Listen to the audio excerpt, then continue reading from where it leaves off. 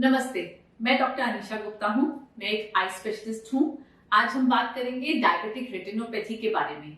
Diabetic retinopathy का मतलब होता है आंख के पर्दे में, रेटिना में शुगर का असर आना।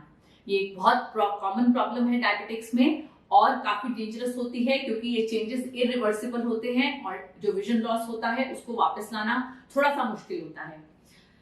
होता क्या है डायबिटिक रेटिनोपैथी?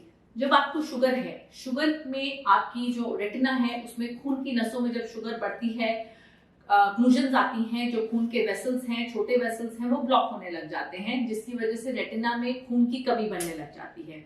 अब वो रेटिनल टिश्यू जो होता है वो न्यूरल टिश्यू होता है, जिसकी वजह से it tries to remain alive. वो बॉडी की टेंडेंसी होती है तो वो कुछ नई वेसल्स प्रोड्यूस करता है अपने आप से वहां पर, ताकि मेरे का खून का सप्लाई बना रहे। लेकिन वो जो नए वेसल्स बनते हैं वो थोड़े से कमजोर, थोड़े से अबनॉर्मल होते हैं। They are not normal vessels, that is why they leak. उनसे पानी और खून रिश्ता रहता है, कोलेस्ट्रॉल के क्रिस्टल्स रिश्ते रहते हैं, जिसकी वजह से ये पर्दे में सब इकट्ठा होता है। And all this comes under diabetic retinopathy. Generally देखा गया है बहुत अनकंट्रोल्ड डायबिटिक्स में ये जल्दी आती है, लेकिन even if your diabetes is controlled but duration has been more than 10 years, there is a good chance कि आपको रेटिनोपैथी आने लग जाए। इसमें स्टेजेस होते हैं, stage 1, stage 2, stage 3, 4, 5 and intensity के हिसाब से हम उसको क्लासिफाई करते हैं और उसी हिसाब से इसका मैनेजमेंट और ट्रीटमेंट वेरी करता है। आपको सिम्टम्स क्या होंगे डायबिटिक रेटिनोपैथी में? सबसे पहले तो अगर देखने वाले हिस्से पे स्वेलिंग आ रही है तो आपको धुंधलापन आएगा, सब कुछ हेजी हो जाएगा, चीजें टेढ़ी दिख सकती हैं, या देखने वाले हिस्से के बीच में काले काले काले धब्बे भी दिख सकते हैं। You can also have total loss of vision if it is an advance stage of diabetic retinopathy, और अगर इंटरमिटेंट ब्लीडिंग हो रही है तो आपको फ्लोटर्स दिखेंगे, जिसमें काले काले या लाल लाल धब्बे आपको आंख के आगे महसूस होंगे।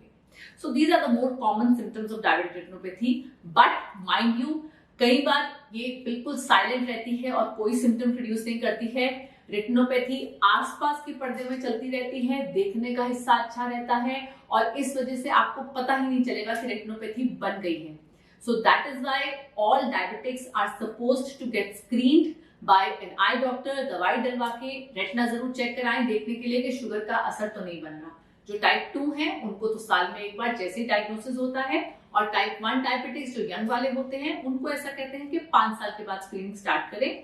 बट कोशिश करके साल में एक बार अपना रेटिना जरूर चेक कराएं, because this retinopathy can just go silent और एकदम से कई बार बॉम्ब फूटता है और बहुत एडवांस डिजीज पकड़ में आता है। इसकी ट्रीटमेंट क्या होती है? ट्रीटमेंट में सबसे पहले तो sugar, BP, cholesterol control, because that is the most important. तकलीफ शरीर से आ रही है, अगर आप उसे कंट्रोल नहीं करेंगे तो हम जो भी आंख में इलाज करते रहे वो वापस तकलीफ आती चल रहेगी। It will not be a permanent thing. Second, आपको साथ ही में डॉक्टर कुछ कुछ आंखों के टेस्ट बोलेंगे जैसे ही डायग्नोस होती है रेटिनोपैथी। मोस्ट कॉमनली जो हम करते हैं ओसीटी और एंजियोग्राफी करते हैं। ओसीटी देखने वाले हिस्से को बोलते हैं, वहां के स्कैन को, और एंजियोग्राफी में आपके पूरे पर्दे की स्क्रीन की जाती है देखने के लिए कि कहां कहां पे खून की कमी बन रही है, कितना एक्सटेंट है खून की कमी का, एकदम शुरुआत है तकलीफ की या बहुत ज्यादा डैमेज हो चुका है ऑलरेडी। एंड इन दोनों टेस्ट पे निर्भर करता है कि हमें आगे क्या ट्रीटमेंट करना है। ट्रीटमेंट में प्राइमरीली 2 ट्रीटमेंट्स होती हैं। आंखों में इंजेक्शंस लगाए जाते हैं और लेजर्स किए जाते हैं। इंजेक्शन लगाए जाते हैं देखने वाले हिस्से की सूजन के लिए, या कई बार अगर ब्लीडिंग बहुत ज्यादा हो रही है तो भी इंजेक्शन लगाना पड़ता है। साथ ही में लेजर करना पड़ता है इन एडवांस स्टेजेस, जिसमें कि हमारी जो खून की कमी बन रही है पर्दे में उसको रोका जाता है। ये लेजर जिसको हम पीआरपी कहते हैं 3 to 4 सेटिंग्स में किया जाता है, and that is a definitive way to stop the damage. Timely PRP helps कि आपका एडवांस लॉस में आपकी विजन को रोकने के लिए बहुत जरूरी होती है कि टाइम पे अगर हम डिटेक्ट कर लें।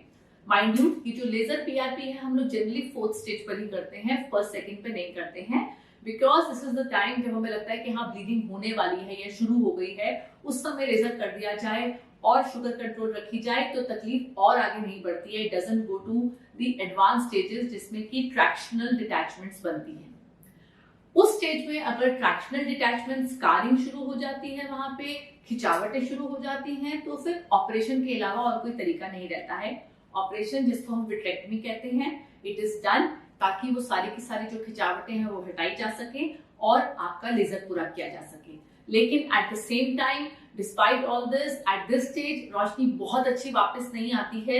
एट दिस स्टेज इसका मतलब होता है कि आंख में ऑलरेडी इतनी खून की कमी बन चुकी है कि हमें सिर्फ विजन मेंटेन करने के लिए जो करना है। So it is very important कि डिजीज जल्दी पकड़ा जाए और टाइमली ट्रीट हो जाए और आप उसको उसके बाद आगे बढ़ने ना दे तो अच्छा है। ट्रैक्शनल डिटैचमेंट या जो हमारा फाइब्रोवास्कुलर प्रोलिफरेशन वाले स्टेज पे तकलीफ ना ही आए तो अच्छा रहता है। इंजेक्शंस आर पेनलेस, आंख के अंदर लगाने पड़ते हैं लेकिन इनकी रिकवरी बहुत अच्छी रहती है। सो डोंट गेट स्केयर्ड कि आंख के अंदर इंजेक्शन लगाना पड़ेगा। Generally they do well and recovery भी अच्छी हो जाती है, विजन इंप्रूवमेंट अच्छी हो जाती है। The only issue is you have to get repeated injections done, but along with that अगर आप शुगर कंट्रोल करेंगे तो कई बार चीजें थम जाती हैं और इंजेक्शंस की रिक्वायरमेंट्स कम हो जाती हैं या रुक जाती हैं। So now you know all about diabetic retinopathy and its management. अपना ध्यान रखें, अगर डायबिटीज है तो डॉक्टर के पास रेगुलरली जाएं, साल में एक बार अपनी आंख जरूर चेक करें।